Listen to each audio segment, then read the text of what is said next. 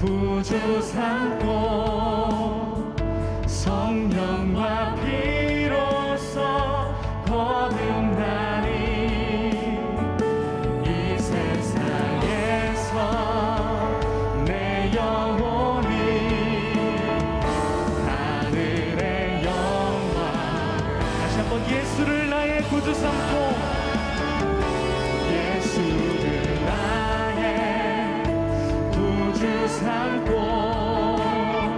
성령과 피로써 거듭나니 이 세상에서 내 영혼이 하늘의 영광 누리도다.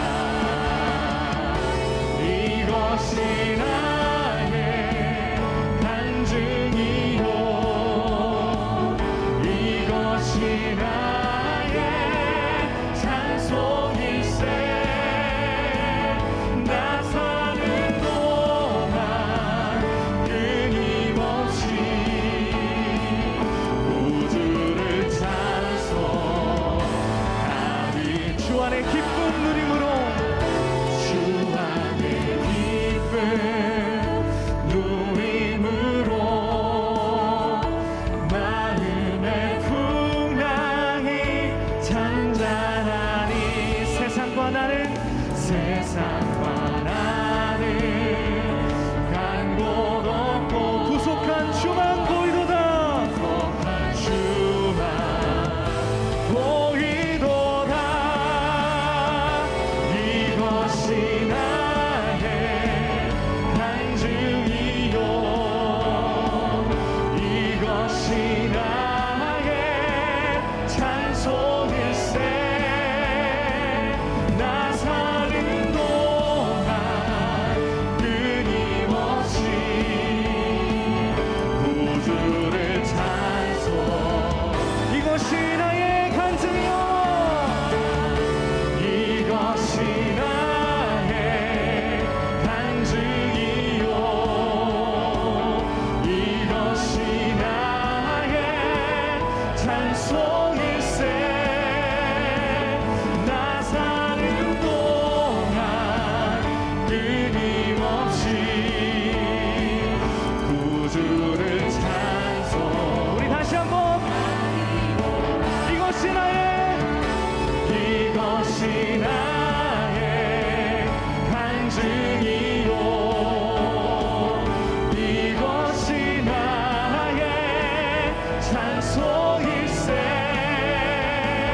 나 사는 동안 끊임없이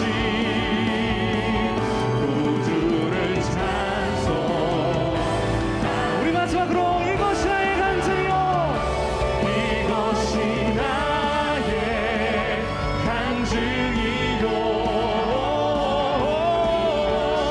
나의 찬송일세. 나 사는 동안 끊임없이 구주를 찬송. 구주를 찬송하리로다. 구주를 찬송하리로다. 구주를 찬송하리로다.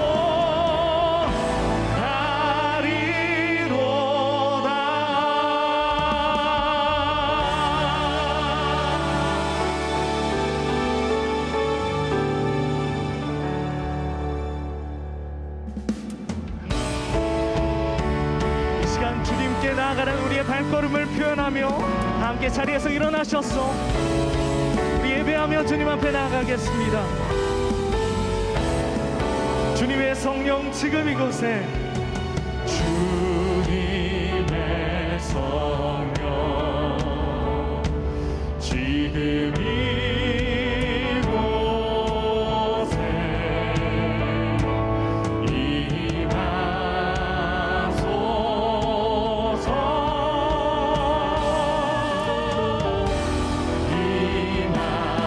임하소서. 할렐루야, 할렐루야.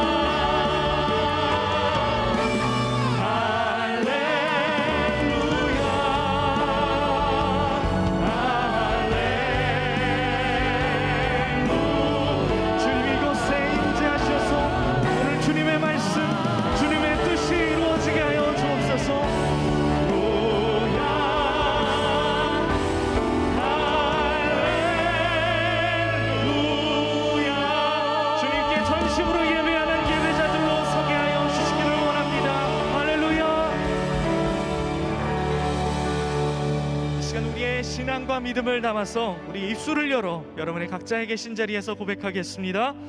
나는 전능하신 아버지 하나님 천지의 창조주를 믿습니다.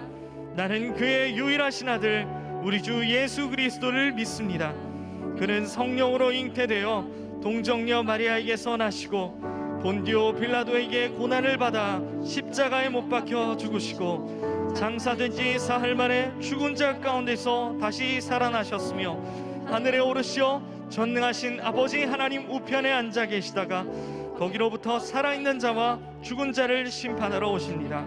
나는 성령을 믿으며 거룩한 공교회와 성도의 교제와 죄를 용서받는 것과 몸의 부활과 영생을 믿습니다.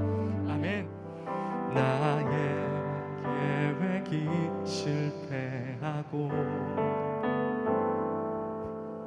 나의 소망이 끊어질 때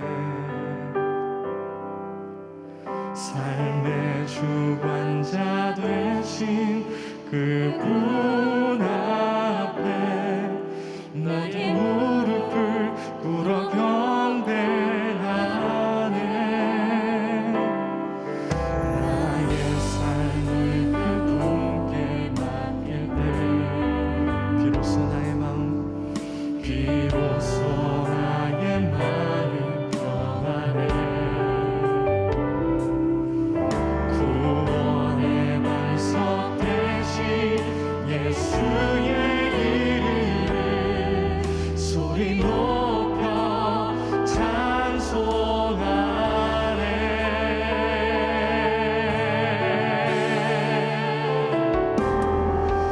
예수 이름 높이세. 능력의 그 이름 예수 이름 높이세. 구원의 그 이름 예수 이름을 부르는 자 예수 이름을 믿는 자 예수 이름 앞에 나오는 자 복이 있도다. 이것이 여러분의 가사가 되기를 축복합니다. 나의 계획이 실패하고 나의 계획이 실패하고 나의 소망이 끊어질 때 나의 소망이 끊어질 때 삶의 주관자 되신 그분 나의 무릎을 꿇어 경배하네. 나의 삶을 주님께 맡길 때 삶을 그분께 맡길 때 비로소 나의 마음 평안해. 구원의 반석 되신 예수의 이름을 소리 높여 찬송하네. 예수 이름 높이세. 예수 이름 높이세. 능력의 그 이름 예수 이름 높이세.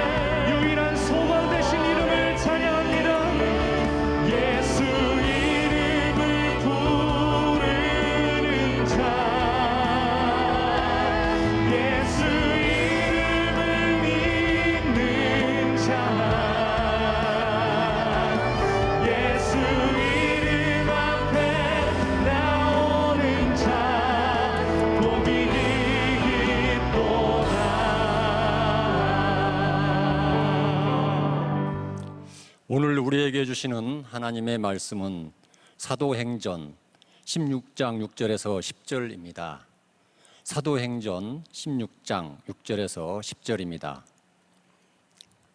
성령이 아시아에서 말씀을 전하지 못하게 하시거늘 그들이 부르기아와 갈라디아 땅으로 다녀가 무시아 앞에 이르러 비두니아로 가고자 애쓰되 예수의 영이 허락하지 아니하시는지라. 무시아를 지나 드로아로 내려갔는데 밤에 환상이 바울에게 보이니 마게도냐 사람 하나가 서서 그에게 청하여 이르되 마게도냐로 건너와서 우리를 도우라 하거늘 바울이 그 환상을 보았을 때 우리가 곧 마게도냐로 떠나기를 힘쓰니 이는 하나님이 저 사람들에게 복음을 전하라고 우리를 부르신 줄로 인정함이로라. 이는 살아계신 하나님의 말씀입니다. 아멘.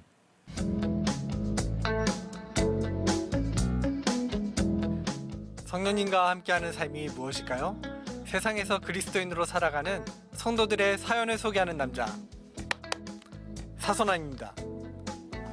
여러분, 영화 기생충의 명대사 너는 계획이 다 있구나 들어보셨습니까?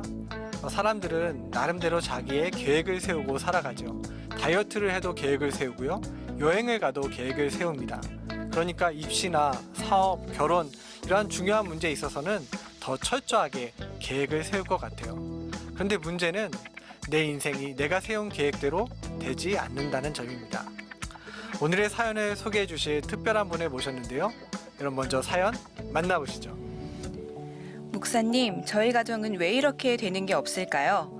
작년 학교에서 어렵게 교환학생 자격을 얻어서 미국에 갈 계획이었는데 코로나 팬데믹으로 인해 일정이 취소되고 말았습니다. 교환학생 일정에 맞춰서 대학교 졸업과 취업 등 제가 세웠던 인생의 계획이 다 엉망이 되었네요. 어쩔 수 없다는 생각으로 속상한 마음을 꾹꾹 눌렀습니다. 그런데 지난주에 저희 가정에 일이 터지고 말았어요. 아버지께서 오랫동안 준비하신 사업이 코로나로 인해 중단되었습니다.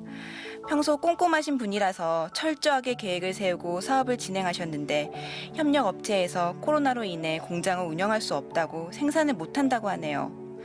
아버지는 이러지도 저러지도 못하시고 눈앞에서 많은 손실을 보셔야 되는 상황이십니다. 같은 일들이 반복되다 보니 왜 이렇게 막힐까? 하나님이 원하시는 삶이 아니라서 그런가? 그런 마음도 드네요. 목사님, 저희의 계획이 잘못된 건가요? 네, 여러분은 어떻게 생각하십니까? 저는 이 사연을 듣는데 남 얘기 같지가 않더라고요. 저도 제 인생에 계획들이 있었거든요. 이 신학교 때 세운 계획대로라면 지금은 사소남이 아니라 담임 목회를 죄송합니다. 오늘 본문의 주인공인 사도 바울도 자신의 계획이 막히는 경험을 하게 됩니다. 소아시아 지역에서 복음을 전하고자 했지만 성령께서 그 길을 자꾸 막으시는 거죠. 여러분이 바울이라면 답답하지 않으시겠습니까? 가는 곳마다 막히고 또 막히고. 그럴 거면 이 계획을 세우기 전에 하나님께서 좀 미리 알려주시면 안 될까요? 그래서 해보는 사소남의 발칙한 상상. 저는 바울이 세운 계획대로 이 소아시아에 가서 말씀을 전하게 되었다면 어떠했을까라는 그러한 상상을 해봅니다. 이 소아시아에는 에베소라는 당시에 그 가장 큰 항구 도시가 있었거든요. 사람들이 많이 오고 가는 곳이기 때문에 그곳에서 바울이 복음을 전했더라면 더 빨리 하나님의 복음이 유럽과 아시아로 그렇게 확장되지 않았을까요? 또 이 에베소는 안디옥 교회처럼 그렇게 복음의 전초기지, 또 선교의 베이스 캠프 역할을 하는 그러한 교회가 되지 않았을까? 이러한 많은 이점들이 있는데 하나님은 왜 바울의 계획을 막으셨는지 목사님의 말씀, 설교 빨리 듣고 싶어요. 그래서 오늘 목사님께 드리는 질문을 성도님께서 좀 해주시면 감사하겠습니다. 네, 알겠습니다. 우리의 계획이 막힐 때가 있는데 어떻게 하나님의 뜻을 분별할 수 있을까요? 우리의 계획과 하나님의 계획이 다를 때 그리스도인들은 어떻게 해야 되는지 궁금합니다. 그리고 하나님의 계획을 따라 마게도냐로 갔던 바울에게 어떤 일이 일어났는지도 듣고 싶습니다. 네, 여러분도 듣고 싶으시죠? 지금 모니터 앞에 앉아 계실 텐데 우리 같이 소리내서 목사님을 모셔봤으면 좋겠습니다. 하나, 둘, 셋 하면 목사님 듣고 싶어요 라고 외쳐주세요. 하나, 둘, 셋. 목사님 듣고 싶어요.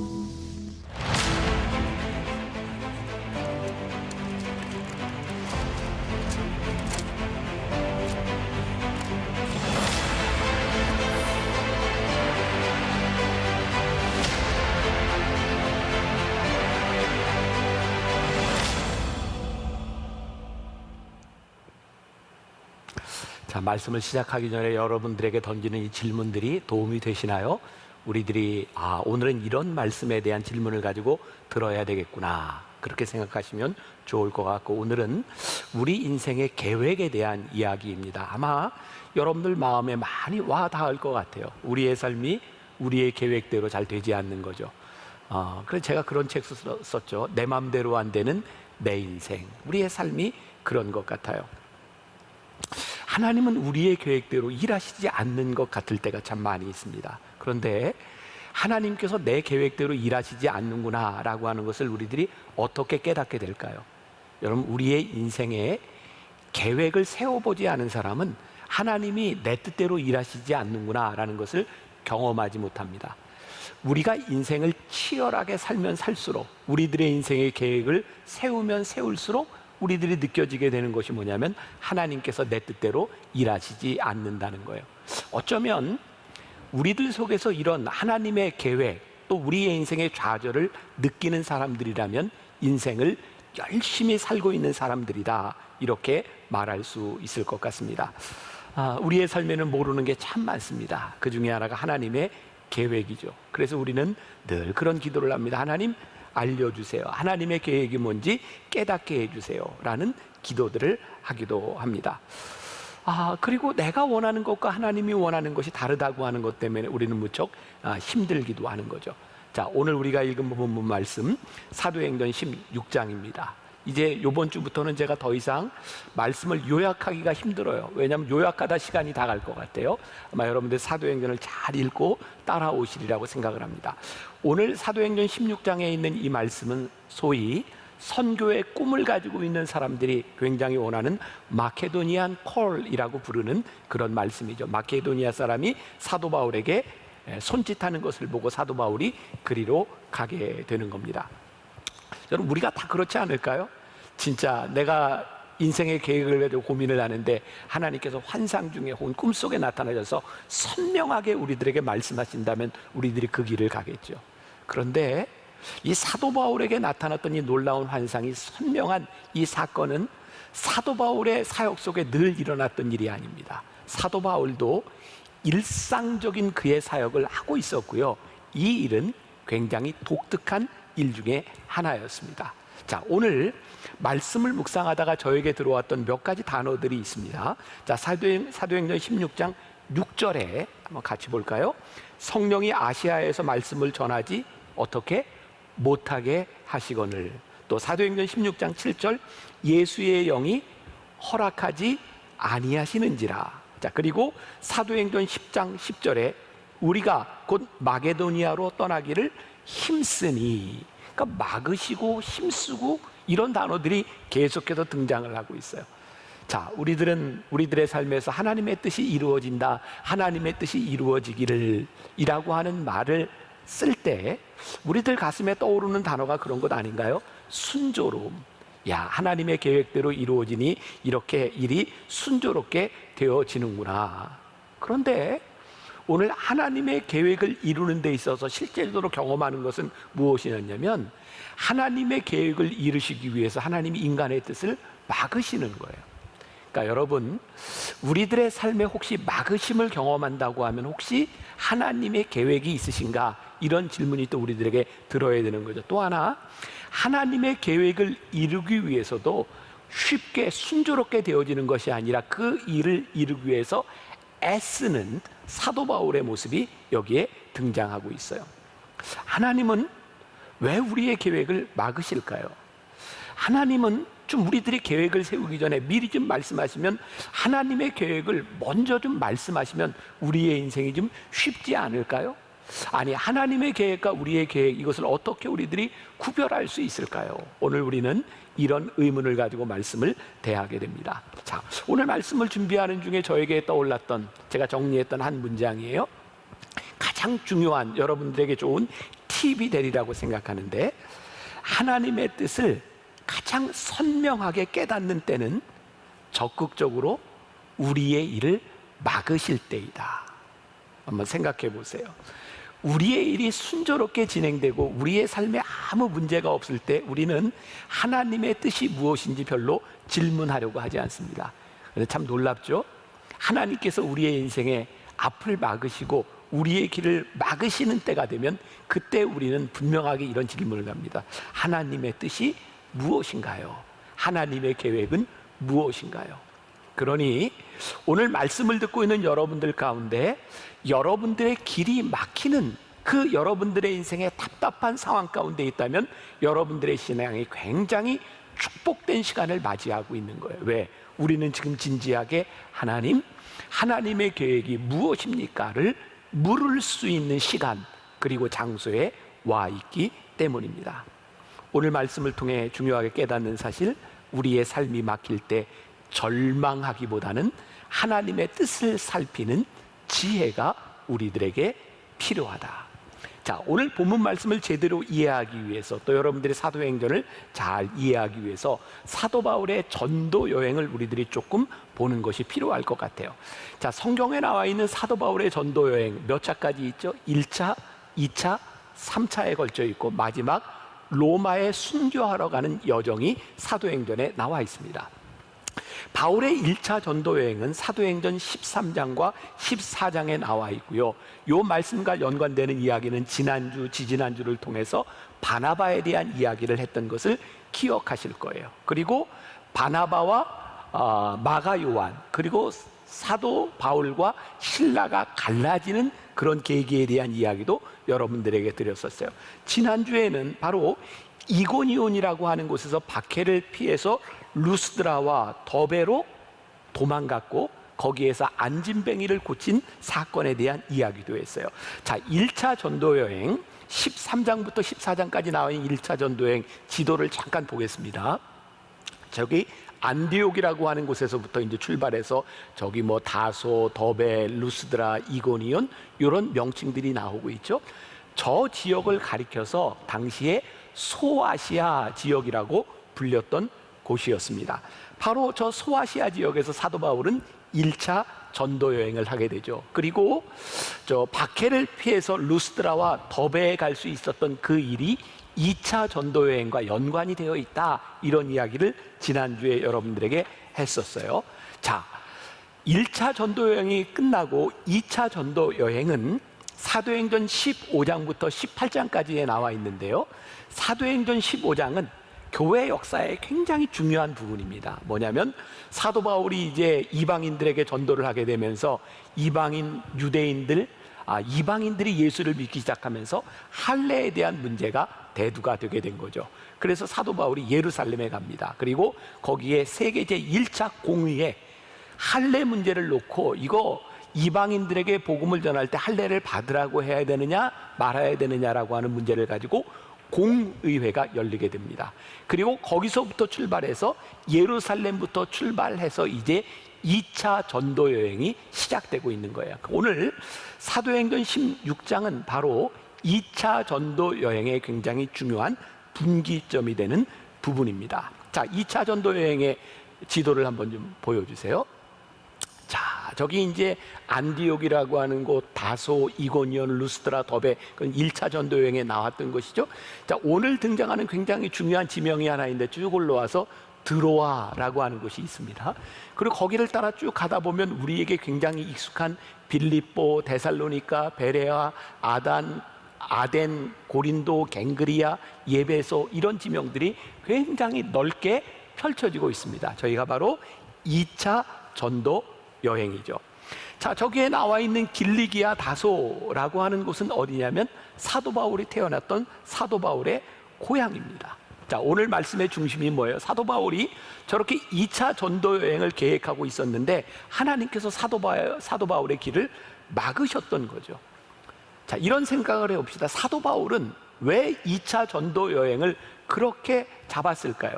여러분, 2차 전도 여행에 지금 일어나고 있는 일들이 무슨 일이냐면 1차 전도 여행을 다녀왔던 지역을 사도 바울이 다시 되짚고 있는 거예요. 거기에 자기의 고향도 포함되어 있고 안디옥도 포함되어 있고 이미 많은 교인들이 있었고요. 그리고 저 지역은 예루살렘과 그렇게 멀지 않아서 흩어진 유대인들이 있는 곳이었고, 흩어진 유대인들은 안식일이 되면 자기들끼리 회당에 모이는 곳이었어요. 그러니까 사도 바울이 복음을 전하기에 최적합한 곳이 어디냐면 자기에게도 익숙하고 사람들도 모여있고 복음을 잘 받아들일 수 있는 곳이었어요. 그리고 그의 계획 가운데 에베소도 포함이 되어 있죠. 에베소는 당시 로마 헬라 문화에서 세계의 두 번째 도시로 이렇게 알려질 만큼 큰 그런 도시였었죠. 그런데 하나님께서 이런 합리적인 사도 바울의 계획을 막으셨어요. 왜 막으셨을까? 지금 사도 바울의 그것이 잘 이해가 되지 않는데, 자, 3차 전도 여행을 한번 보여주실까요? 3차 전도 여행은, 자, 저게 이제 빨간 걸로 되어 있는 저 도시를 2차 전도 여행의 도시들을 다시 한번 지나가게 되고, 그리고 여기에 나와 있지 않지만 이제 사도 바울이 예루살렘부터 저기 로마로 가는 그런 여정들이 있어요. 성경을 가만히 보면 하나님께서 사도 바울의 여정을 바꾸지 않으셨다면 3차 전도 여행과 그리고 예루살렘으로 가는 그런 과정까지도 그에게 굉장히 힘든 일이었을 것이라는 것을 우리들이 깨닫게 되죠. 만일 성령께서 사도 바울을 저기에서 막지 않으셨다면 사도 바울은 아마 소아시아라고 하는 그런 작은 지역에 갇혀서 복음을 전했을 거예요. 여러분 기억하세요? 사도 바울도 그의 계획을 가지고 있었지만 하나님도 계획을 가지고 계셨다는 거예요. 여러분, 오늘 우리는 우리의 계획을 가지고 있습니다. 그러나 오늘 우리들이 깨달아야 되는 것 중에 하나가 하나님의 계획은 무엇이냐라는 거죠. 자, 오늘 말씀을 묵상하면서 저는 두 가지의 애씀이라고 하는 것을 생각해 보게 되었어요. 사도행전 16장 9절과 10절의 말씀을 보겠습니다. 밤에 환상이 바울에게 보이니 마게도니아 사람 하나가 서서 그에게 청하여 이르되 마게도니아로 건너와서 우리를 도우라 하거늘. 바울이 그 환상을 보았을 때 우리가 곧 마게도니아로 떠나기를 힘쓰니 이는 하나님이 저 사람들에게 복음을 전하라고 우리를 부르신 줄로 인정함일러라. 자, 지금까지 이야기를 통해 보면 두 가지의 힘씀이 존재하고 있는데, 하나는 요 말씀이 등장하기 전에 사도 바울이 자기가 세운 계획을 이루기 위하여 힘쓰는 장면이 나오고 있고, 또 하나는 이제 하나님께서 마게도니아 사람이 손짓해서 자기를 부르신다고 하는 것을 깨닫게 되었을 때에 하나님의 뜻을 이루기 위해서 힘쓰는 두 가지의 힘씀이 나와 있어요. 저는 이런 결론을 내리게 됩니다. 자신의 계획을 이루기 위하여 힘쓰는 인생은 방황을 낳지만 하나님의 계획을 이루기 위해 힘쓰는 인생은 확신을 낳는다. 종종 제가 이렇게 설교문을 제가 쓰고도 참 이런 건 우리가 좀 기억했으면 좋겠다 하는 그 문장 중에 하나인데, 다시 한번 읽어드릴게요. 자신의 계획을 이루기 위해 애쓰는 인생은 방황을 낳지만 하나님의 계획을 이루기 위해 애쓰는 인생은 우리의 인생에 확신을 낳는다는 거예요. 자, 오늘 말씀 가운데 몇 개의 지명들이 나오고 있는데, 다시 이제 조금 위로 올라가서 사도행전 16장 6절과 7절. 성령이 아시아에서 말씀을 전하지 어떻게 못하게 하시거늘 그들이 부르기아와 갈라디아 땅으로 다녀가. 7절에 무시아 앞에 이르러 비두니아로 가고자 했을 때 예수의 영이 허락하지 아니하시는지라. 하나님께서 바울에게 이 아시아에서 말씀을 전하지 못하게 하셨는데 바울이 어디로 갔어요? 아시아의 다른 지역 부르기아와 갈라디아 지역으로 간 거예요. 그런데 거기서도 말씀을 전하지 못하게 하니까 무시아라고 하는 아시아 지역에 또 가는 겁니다. 그런데 이 상황 가운데서는 단순히 막으신다 이런 정도가 아니라 아예 그 땅에 들어가지 못하도록 성령께서 예수의 영이 허락하지 않으셨다는 거예요. 오늘 말씀을 통해 보면 어떤 방법으로 그 길이 막혔는지, 어떻게 성령이 막으셨는지 이런 방법들이 나오지 않습니다. 그런데 한번 여러분들의 삶에 우리들의 신앙에 한번 적용해 봅시다. 여러분, 우리들이 계획한 일들이 잘 되지 않고 막히는 경우들을 우리들이 경험하지 않습니까? 아, 이건 내 계획은 이랬는데 이게 되지 않는 거야. 저도 이게 말씀을 준비하다 생각난 게 있었어요. 제가 처음으로 그 유럽에 이렇게 배낭여행처럼 이렇게 갔던 때가 있어요. 제가 빌리그레암 집회, 암스테르담 집회에 참석하고 처음으로 가봤기 때문에 종교개혁지를 한번 가봐야 되겠다. 그래서 기차를 타고 이렇게 제가 다녔던 적이 있어요. 이태리에서 제가 꼭 기차를 타고 가보고 싶었던 데가 어디냐면 종교개혁의 발생지인 스위스 제네바에 가고 싶었어요. 그래서 이제 이탈리아에서 기차표를 끄는 거죠. 근데 제가 미국에서 공부할 때 제가 살던 그 도시 조금 올라가면 호수가 하나 있었는데 제네바 호수가 있었어요. 근데 제가 듣기로는 미국 사람들이 그 제네바 호수, 레이크 제네바 이렇게 얘기를 안 하고 레이크 제네바 뭐 이런 식으로 발음을 하더라고요. 그래서 제가 이태리에서 제네바 가는 표를 사는데 제가 그때 들었던 발음하고 비슷하게 냈던 것 같아요. 제네바 가는 표를 하나 달라고. 표를 샀어요. 그리고 기차 안에 올라와서 이렇게 딱 지도를 보고 표를 보는데 이게 여기에서 출발해서 스위스 제네바에 가는 그 기차 시간하고 여기에 표에 나와 있는 기차 시간하고 도저히 이게 맞지를 않는 거예요. 그때 그 영무원이 이렇게 지나가길래 제가 다시 또 물어봤잖아요. 이 기차가 제네바 가는 게 맞느냐고 그랬더니 그렇대요. 그런데 아무래도 시간이 안 맞아요. 그래서 다시 한번 사람들에게 물어보고 제가 기차가 딱 출발하기 전에 짐을 싸들고 내리게 되었는데 글쎄 제가 끊었던 표가요, 스위스 제네바가 아니라 이태리의 제노아를 제가 끊어가지고 거기에 앉아 있었던 거예요. 참으로 황당한 일이었고 그 시간을 통해서 제가 계획했던 여정들이 다 바뀌어졌어요. 여러분, 저에게 일어났던 이 일들이 우리들의 삶에 얼마든지 일어날 수 있고 아마 사도 바울에게 있어서도 하나님께서 막으신다고 하는 것, 내가 계획을 했는데 그게 갈 수 없는 어떠한 상황들에 직면하게 돼 있었던 것이죠. 그런데 오늘 중요한 것은 사도 바울은 그의 길이 막힐 때에 이거 성령께서 허락지 않으시는구나, 그가 계획했던 것이 이루어지지 않을 때 하나님의 영이 이것을 막으시는구나 라고 생각하게 되었다는 거예요. 여러분, 우리의 계획이 막힐 때 왜 우리의 인생이 내 마음대로 되지 않아 라고 불평하는 인생이 있는가 하면, 우리의 인생이 내 마음대로 되지 않고 이 길이 막힐 때 하나님이 왜 이것을 막으시지 라고 신앙적 물음을 던질 수 있다는 거예요. 사도행전 16장 8절에 보면 무시아에 머물지 못하고 드로아로 이제 사도 바울이 가게 됩니다. 여러분, 우리가 이 성경 몇 구절을 통해서 보는 거지만 당시의 그 상황으로 우리들이 들어가 본다면 이게 얼마나 힘든 일이었을까요? 당시의 그 열악한 교통 환경 가운데서 사도 바울이 그렇게 복음을 전하려고 여기도 가고 저기도 가고 소아시아 여적을 떠들고 있는데 그 길들이 다 막혔을 때 사도 바울이 이게 얼마나 힘든 시간이었을까요? 지금 오늘 말씀을 듣고 있는 여러분들, 누군가 여러분들 가운데 내가 이렇게 계획을 세워놓고 하나님 기도하는데 하나님께서 이 모든 계획을 막으실 때 이 일들이 우리들에게 얼마나 힘든 일이었을까요? 중요한 것은 이 모든 일들이 막히고 답답한 가운데서 이것이 하나님의 계획인지 아닌지를 우리들이 어떻게 구별하는가? 제가 여러분들에게 중요한 팁을 하나 드린다면, 우리의 인생의 계획이 막힐 때 우리의 영이 하나님을 향하여 센서티브하게 열려 있는가, 하나님의 계획이 무엇인지를 우리들이 보고 있는가, 이것이 중요한 것이죠. 오늘 사도 바울의 모습에서 가장 중요한 것 중에 하나는 하나님의 뜻을 확실하게 분별하지 못하고 있으나 성령이 막으시고 예수의 영이 허락하지 않으실 때 자신의 계획을 포기하지 않고 사도 바울은 그의 계획들을 밀고 나가고 있는 거예요. 자, 여기에서 굉장히 중요한 부분인 것이죠. 여러분, 우리의 계획이 막힐 때 하나님이 이거 원하시지 않는가 봐, 그리고 거기에서 모든 것들을 포기하는 것이 아니라 내가 하나님의 일을 위해서, 나에게 주어진 일을 위해서 열심히 우리의 길을 가기 시작할 때 차츰차츰 하나님의 길이 무엇인지를 깨닫게 되는 거예요. 자, 우리 오스왈드 챔버스의 주님은 나의 제공봉 여러분들이 주일에 매일매일 잘 묵상을 하고 있으시라고 생각해요. 오스왈드 챔버스의 전기 순종에 보면 이런 이야기가 나와요. 자, 그가 고백했던 걸 제가 좀 읽어드립니다.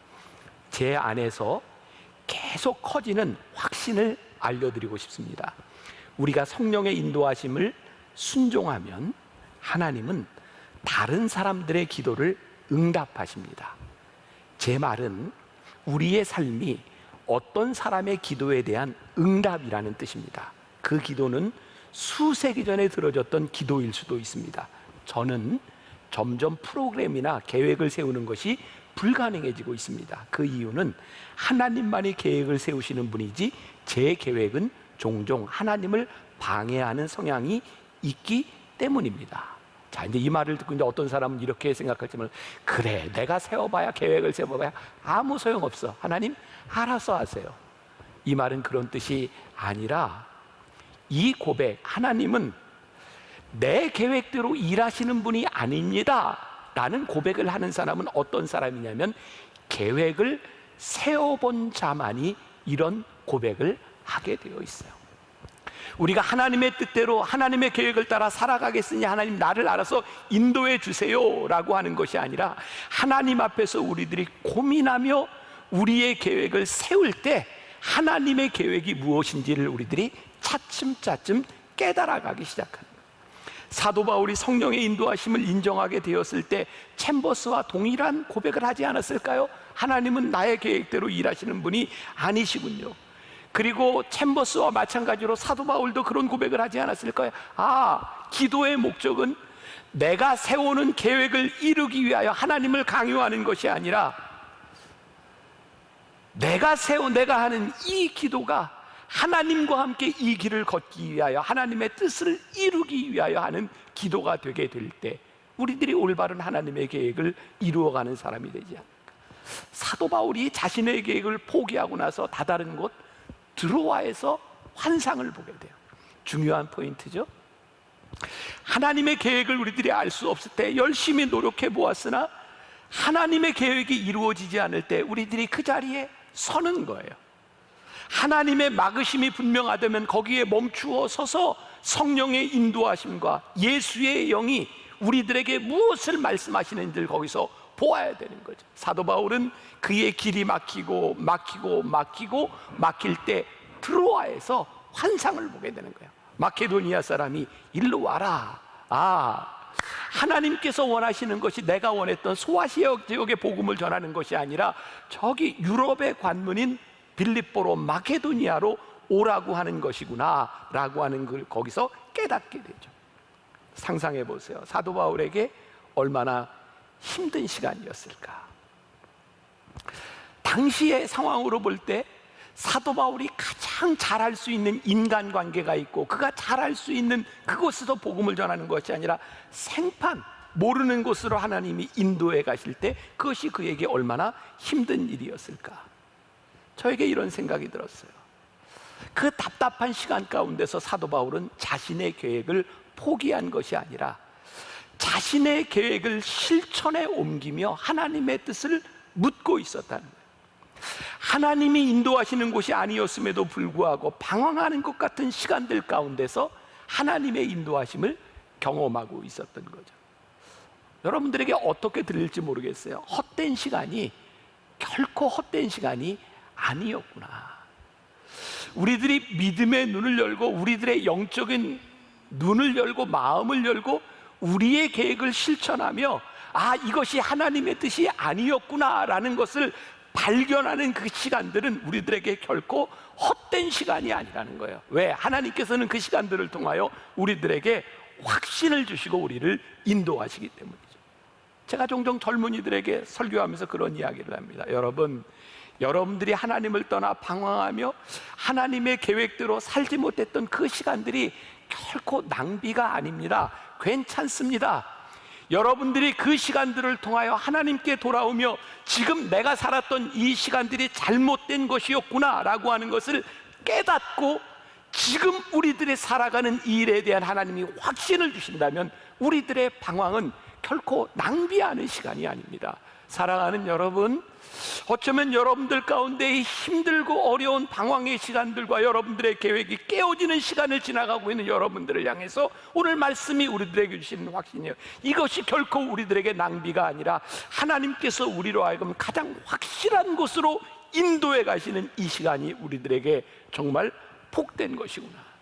자, 사도행전 16장 11절과 12절, 우리가 드로아에서 배를 떠나 사모드라게로 직행하여 이튿날 네아폴리로 가고 거기서 빌립보에 이르니 이는 마게도니아 지방의 첫 성이요 또 로마의 식민지라. 이 성에서 수일을 유하다가 드디어 세계 문명의 중심지인 로마를 향한 발걸음이 시작되는 거죠. 바로 빌립보는 로마로 향하는 관문이었던 거예요. 자, 이제 사도 바울이 그의 삶에 느끼는 방향, 확신에 대한 이야기들이 나오죠. 자, 이제 우리들이 잘 아는 이야기예요. 사도 바울과 신라가 빌립보에 들어가요. 어떤 일이 일어나죠? 그의 평생의 믿음의 동역자인 루디아를 만나요. 그리고 거기에서 병자들을 고쳐줘요. 자, 우리들 늘 생각하는 것, 이 정도 확신을 가지고 하나님의 손에 이끌림을 가지고 왔으면 이제 하나님께서 시온의 대로를 열어주셔야 되는 거죠. 그런데 어떤 일이 일어났죠? 사도 바울과 신라가 옥에 갇히게 되었어요. 놀라운 일은요, 사도 바울이 이 어려운 시간들을 통해서 하나님께서 나를 이 빌립보로 부르셨다, 마케도니아 사람이 손짓 싸는 것을 보고 이 빌립보에 도착했을 때 그가 감옥에 갇혔는데 사도 바울이 낙심하지 않았던 거예요. 감옥에서 사도 바울이 뭐를 하죠? 신라와 함께 기도하고 찬송했다. 이 말은요, 사도 바울의 방황의 시간을 통하여 하나님께로부터 받은 확신이 있었기 때문에 감옥에 갇혀 있으면서도 어떤 생각을 해요? 하나님이 나를 여기에 부르셨어 라고 하는 확신 가운데 기도하고 찬송하죠. 그때 무슨 일이 일어나요? 옥문이 흔들리고 옥문이 열리고 그를 차고 있었던 착고가 풀어져요. 자, 그럼 여기서 우리는 어떤 생각을 하냐? 이야, 역시 하나님은 우리의 모든 문제를 해결해 주셔서 이제 나가야 되는 거야. 근데 사도 바울은요, 그렇게 생각하지 않은 거예요. 하나님께서 자기를 빌립보로 부르셨다라고 하는 확신 가운데 옥에 갇혔을 때도 찬송을 했는데 옥문이 열리고 났을 때 사도 바울은 여기서 나가야 되겠다라고 생각한 것이 아니라 하나님이 왜 이런 일을 행하시지? 그리고 그의 눈에 띄었던 게 뭐예요? 떨고 있는 간수장의 모습이었어요. 저 사람이 나로 인하여 떨고 있고 죽음의 위협 가운데 있구나. 아, 여기에서 복음을 전할 기회가 왔구나. 그리고 그와 그의 가정에 세례를 베푸는 일들이 일어나죠. 저에게 떠오르는 일이 있었어요. 제가요, 진짜 인생의 방황을 하다가 은혜를 받고 군목 사역을 진짜 열심히 했잖아요.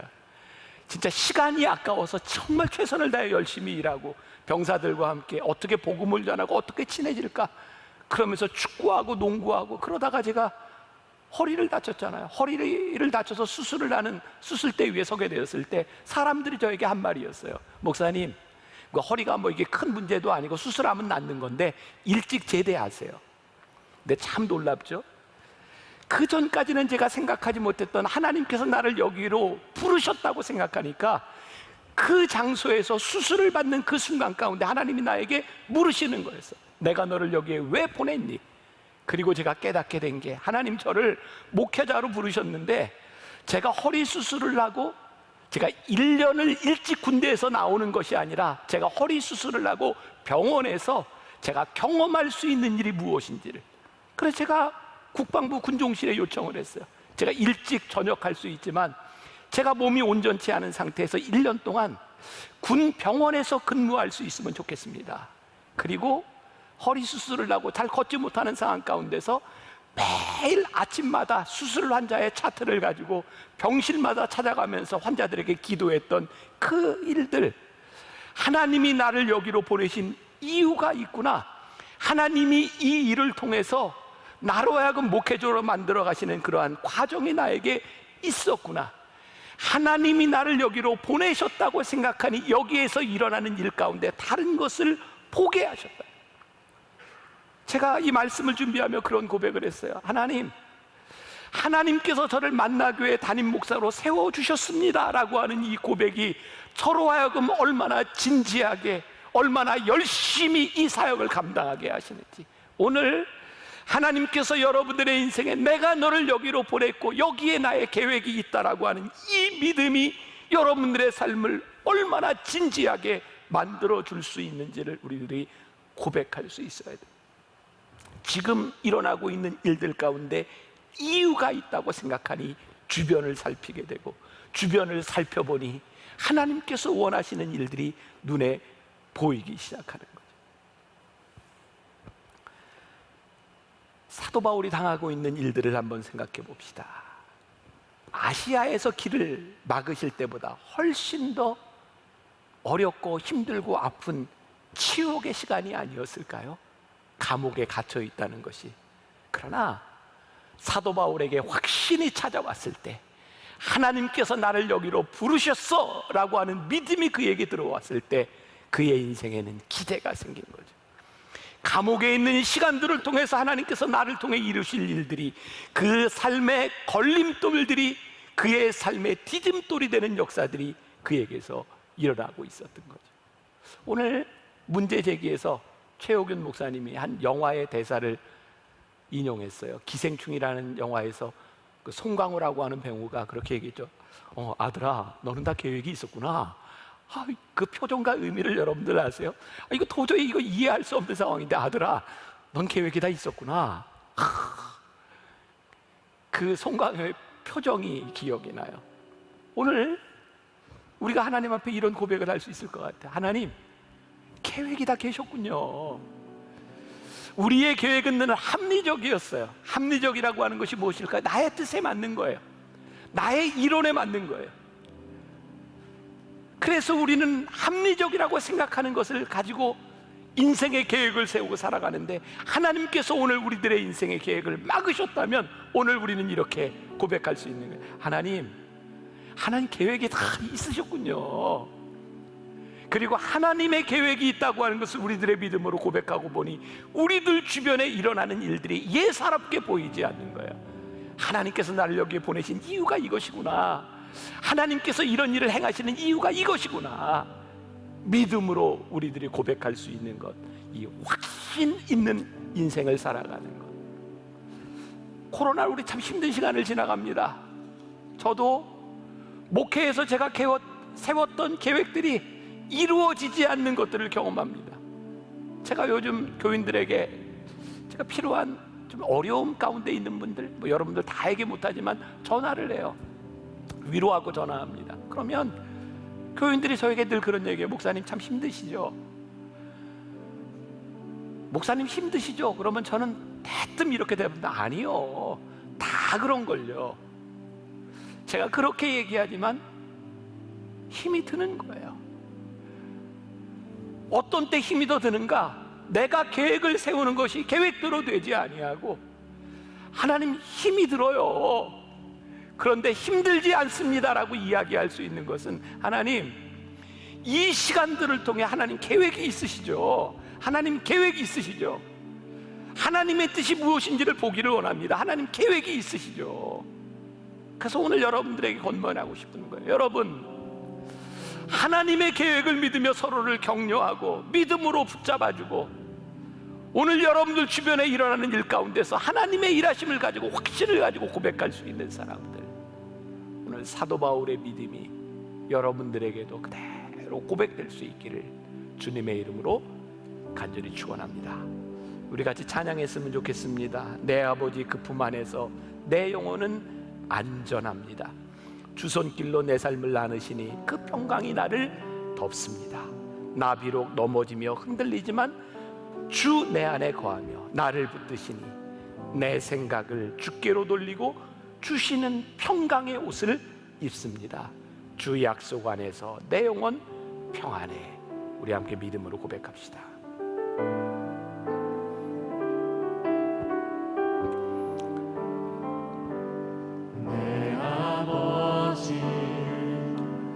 그 품 안에서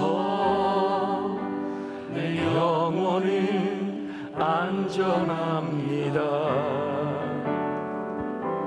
주 손길로 내 삶을 안으시니 그 평강이 나를 없습니다. 아멘. 이 평강이 우리를 덮기를 소원합니다.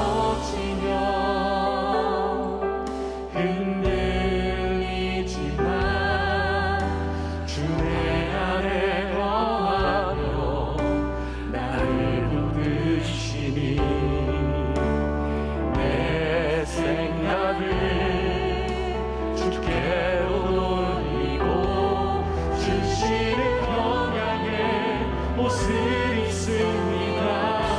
주 약속 안에서 내 영혼 평안에 내 뜻보다 크신 주님의 계획 나 신뢰해 두려움 다 내려놓고 주님만 의지해 주 안에서 내 영혼 안전합니다. 내 아버지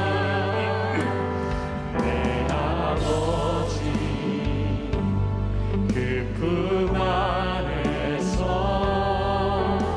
내 영혼을 안전합니다. 그렇습니다. 주님 소리로 안전함을 내 삶을 알으시니 그 평강이 나를 덮습니다. 나 비록 넘어지면 흔들리지만 주 내 안에 거하며 나를 붙드시니 내 생각을 주께로 돌리고 주시는 평강의 옷을 입습니다. 주 약속 안에서 내 영혼 평안에 내 뜻보다 크신 주님의 계획 나 신뢰해 두려움 다 내려놓고 주님만 의지해 주 안에서 내 영혼 안전합니다. 주 약속 안에서 내 영혼 평안에 내 뜻보다 크신 주님의 계획 나 신뢰해 두려움 다 내려놓고 주님만 의지해 주 안에서 내 영혼 안전합니다. 우리의 계획이 틀어질 때, 우리의 마음대로 되지 않을 때 우리는 참 많은 좌절을 느낍니다. 그런데 오늘 말씀을 통해 우리들에게 깨닫게 하시는 것은 우리의 계획이 틀어지고 우리의 인생이 좌절의 순간을 만날 때 우리가 하나님의 계획을 만날 수 있다는 것입니다. 하나님의 계획을 우리들이 만나고 확신하게 될 때 우리 주변에 일어나는 수없이 많은 일들 가운데서 하나님의 손길을 보게 될 것이라는 사실입니다. 주 안에서 우리는 평안합니다. 주님 안에서 우리들이 평강을 누릴 수 있습니다. 왜냐하면 우리가 주님 계획 안에 있기 때문입니다. 이 어려운 시간을 지나가고 있는 우리 성도들, 주님 안에 평안케 하여 주옵소서.